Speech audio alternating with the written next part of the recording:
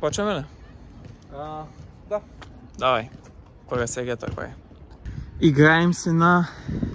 Как се казваше? Стълбичка. Стълбичка. Давай, ще може да направи в момента 9 или 10 бях. Рунд 2, пак аз спечелих.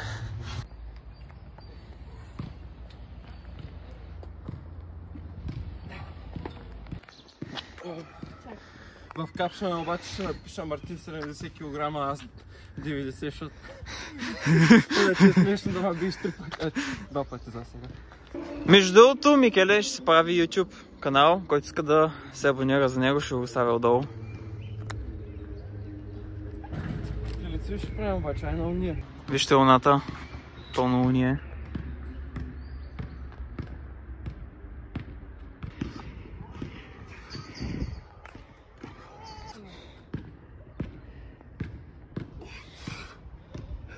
Колко направи? 11, там направиш 12. Няма.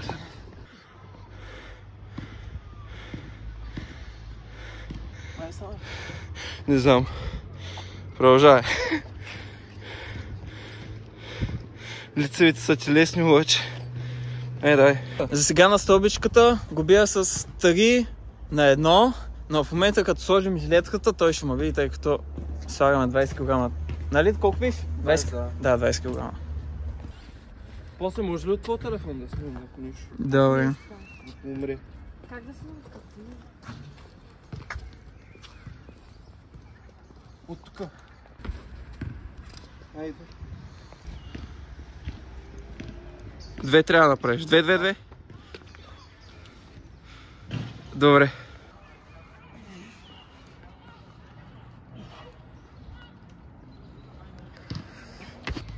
Оп, още едно. Оп, да. Ай, последно. Последно. Оп, да. 5. Оп.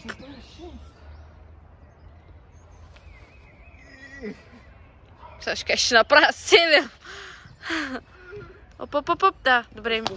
Тук направих 8. По-далече. В момента той трябва да направи повече от 8. О, да. Давай. Още 5.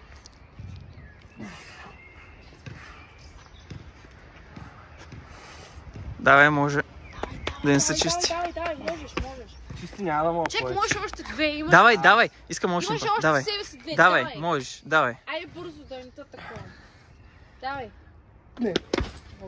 Иначе трябва да почна на ритъм. Боби.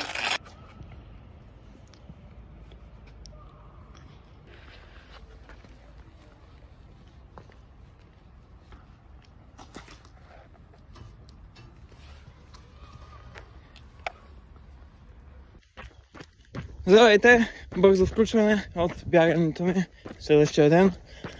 В момента е 4:45 и бягаме. Мисля, че в момента е около 4-5 градуса, което е сравнително добре. Много хора ме питат как ставам толкова рано и бягам. Ами, всичко е до начин на мислене. Снощи съм седнал в 12 и съм станал в 4 да бягам. Спеше ли ми се като станах? Не ми се спеше. Защо? Тъй като от 2 дена знам, че трябва да стана в 4:00 и да тръгвам да бягам. Затова не ми се спеше. Предварително си казах, ти трябва да станеш 4:00 да отидеш да бягаш. Затова не ми се спеше. И затова в момента ще ги избягам тези километри, които съм си казал. Здравейте, приятели! Отново сме. Снимаме. Казахте, че искате да снимам по-дълги видеа. Затова опитам се да снимам, когато се сетя. Преди малко правих едно видео за TikTok, където показах едно интересно място във Варна, където повечето от вас не го знаете, че съществува. Затова в момента ще го покажа и на вас. За тези хора, които не ме следвате в TikTok, последвайте ме Мартин Маролев, също така и в Instagram. Отиваме към мястото. Там сме. Ето го Никито. Последвайте го в Instagram. Идваме сам. Така. Оп. Идваме насам. Там е морето. И тук има място, където в миналото е могло да се спускаш с колички на колелца. Това не е ли брутално? И доколко знам, стига до края, чак до морето. Ще бъде много яко, ако някой го вземе това място и го направи отново по същия начин от тук да се идва, да се спускаш чак до морето с тази количка. Ще бъде брутално. Нали, Ники? Да. Малко включване от мен, за да ме чувате.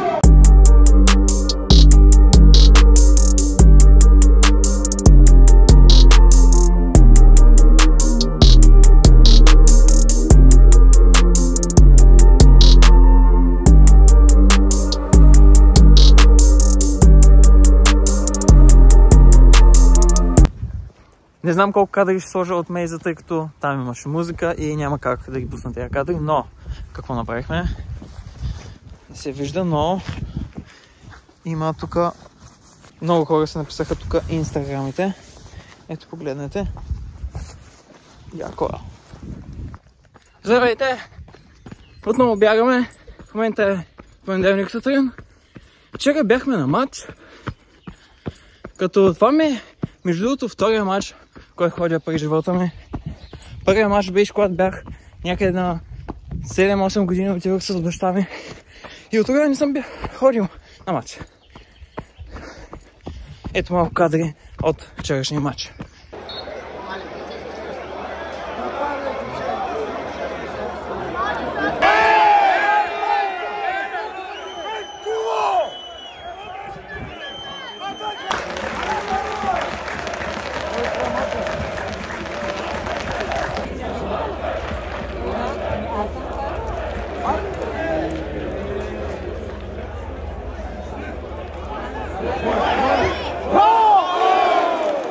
И благодаря ви, че гледахте този мини влог, в който ви споделям малко повече от живота ми, как бягам и различни други неща. Така че ако ви е харесало, може да се абонирате за канала и да ме последвате в Instagram и в TikTok, някъде тук е Мартин Маролев. А и също така да не забравя да ви кажа, създадох един наръчник, в който ви показвам как да изглеждате по-добре. Точно така, как да изглеждате по-добре. Как да си оправяте косата, как да имате по-изчистено лице, включено от сутрешна и вечерна рутина. Тъй като преди имах доста акне, вече нямам. Искам да ви покажа всички неща, които направих, за да подобря външния си вид, като облекло, коса, лице и тем подобни неща, малки тънкости, които никъде не съм споделял. Искам да ви покажа на вас, така че ако имате някакъв интерес към това да изглеждате по-добре, може да цъкнете линка в биото. Надявам се да ви хареса. Ако имате някакви въпроси относно наръчника, който не съм направил, може да ги зададете в коментарите. Ето малко кадри от това. Не. Мен се ме изпълши.